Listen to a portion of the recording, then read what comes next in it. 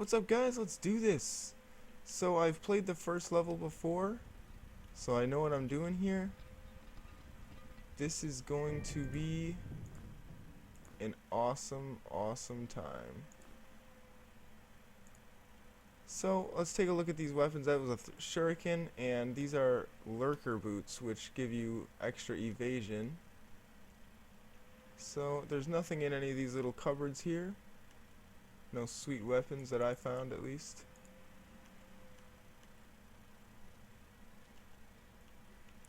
This is a first-person dungeon crawler game, and it's so much fun. They used to make these games back in the day, and then they stopped because no one wanted to play them anymore. I don't really know why they stopped, but this game is totally engrossing. So you can only turn on 90-degree angles. You can look around, but you can only turn in 90-degree angles like that. So we're gonna put a shirt on him. It's gonna give him some protection, and we're also gonna give him a weapon.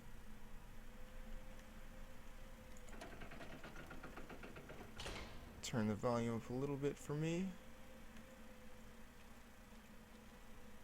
So you gotta put something down here. I prefer putting down a torch myself. You should probably pick up a lot of the torches actually early on, because there's pressure plates and stuff that you wanna kind of not use your rocks for, because you can throw rocks as weapons. And you should never be coming back this far, so you should always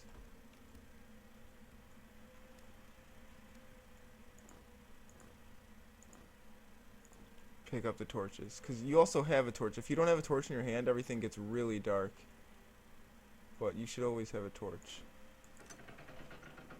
So there's the key. There's a lot of puzzles in this game, so you guys might not enjoy that, but I do. You can read the stuff on the wall. Loose rock. This is where they show you that there's some secrets in this game, and a lot of times you have to find the secrets to go forward, but sometimes the secrets will give you bonus stuff.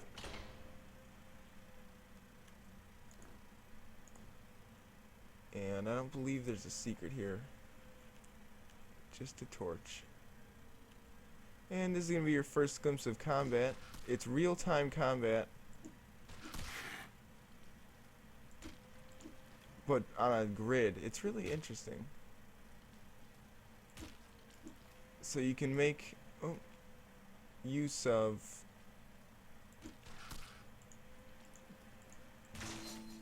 there's an ice spell. One nice thing is that you pick up the stuff that you throw automatically if you had it equipped before, so it'll just go right back into your inventory, which is really nice. And we'll take these boots and put them on him, and some pants here. The knife is going to be eventually used for his melee attacks from the back row, but for now it's just going to sit in his hand, and we're going to split up the throwing stuff so the mage can take part. So this is my ice spell. I learned it in my other game. Normally you have to find a scroll to figure out what it is, or you can just mess around with it a lot. The throwing knife is pretty strong, so we'll probably use that on the thief in a minute. So you want to try and avoid taking too much damage if you can, because it'll force you to sleep, which is not the worst thing ever, but it ends up taking a lot of your food up, and characters need to eat all the time. They have a food meter, not all the time, but Trying to get some back attacks there.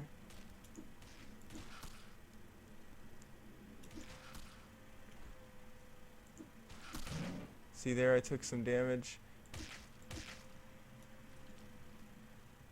Once I get my thief leveled up, he's going to be doing awesome from the back row. And as you can see, I pick up the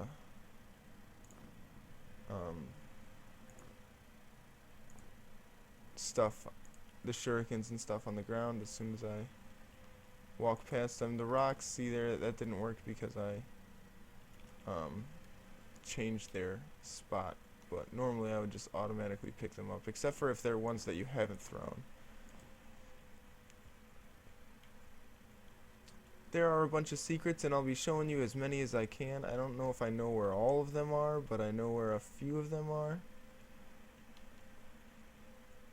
And you need to master the combat, I feel like, to be truly effective. Even though the rocks deal a little bit less damage,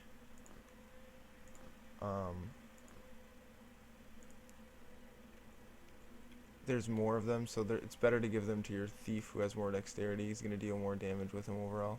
That was a loincloth. Willpower -1, but attack power +1, so that's going to make me just deal a little bit more damage with him from the back row. And he's going to be throwing the large majority of the stuff anyway, so looks like this is where we need to go. And you need to throw something here across the way. It says to close the pit, something needs to fly. So you need to throw a rock across there or something. And here is where I'm going to take this torch and replace it with the rock, because I want to keep the rock for throwing at enemies. Here's the next area.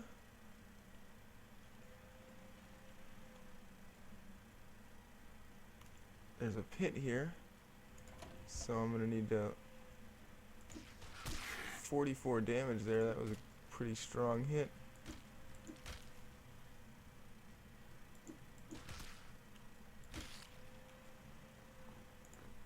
I store my food on my Minotaur, just for no reason, really.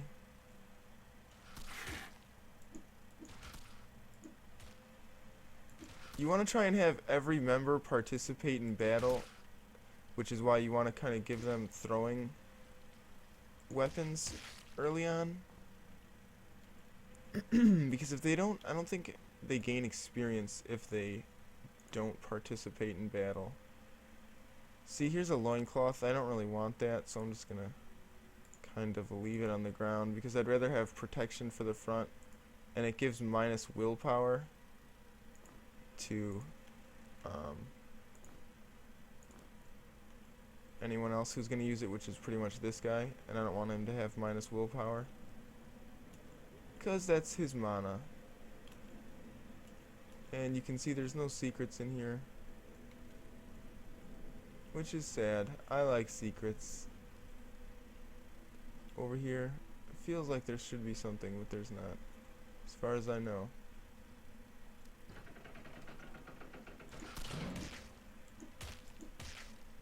And you can kind of stun lock an enemy if you play it smart.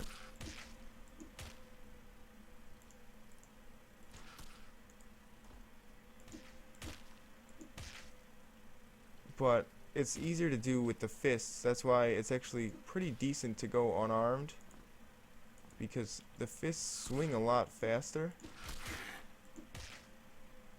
and that allows you to stun them more frequently. Even if you're not dealing critical damage, stunning them is pretty good.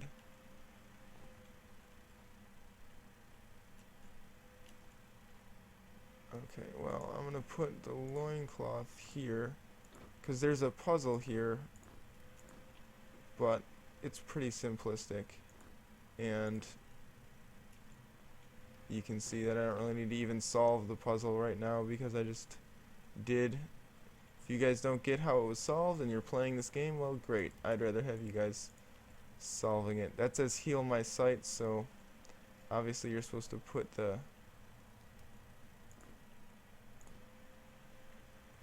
jewels in its eyes there, so you can prepare a spell before battle.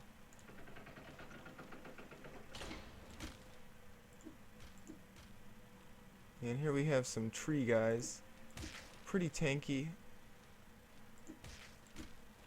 but you can juke them because they're pretty slow. Again, you don't want to take too much damage early on if you can avoid it.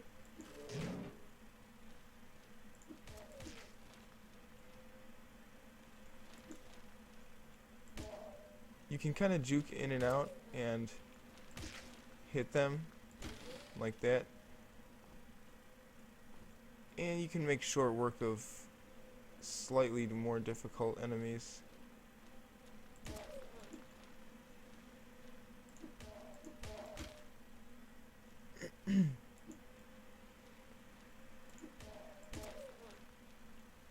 The combat is actually pretty good in this game. I find myself having a lot of fun with it.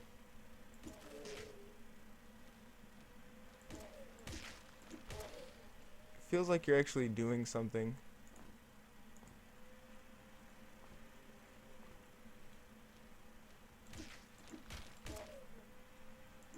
And the rogue and the rogue's DPS will thoroughly increase once he gets the ability to attack from the back row with his daggers.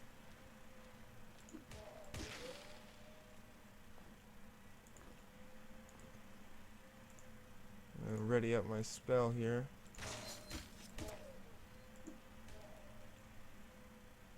And you can't ready a spell until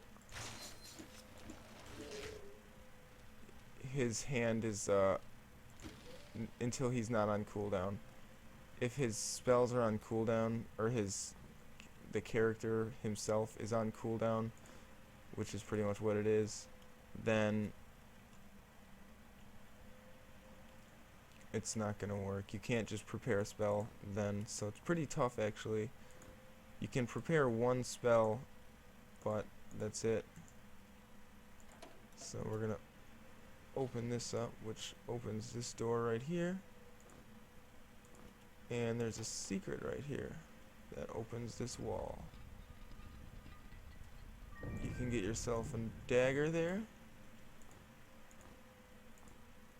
And these things don't have a use yet, but they will soon. Trust me, it's worth it to hold on to them.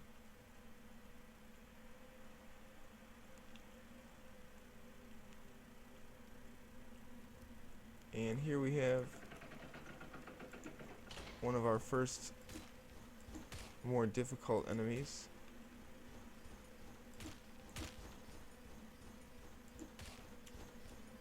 I should have prepared a spell.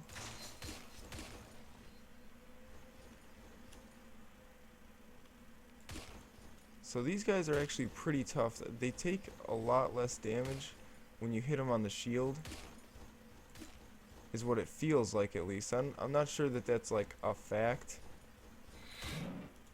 but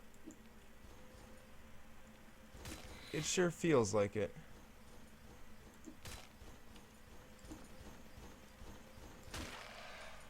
So you can kind of juke around and make short work of them that way. And here we get the spear, which is quite good for this area because it can attack from the back row.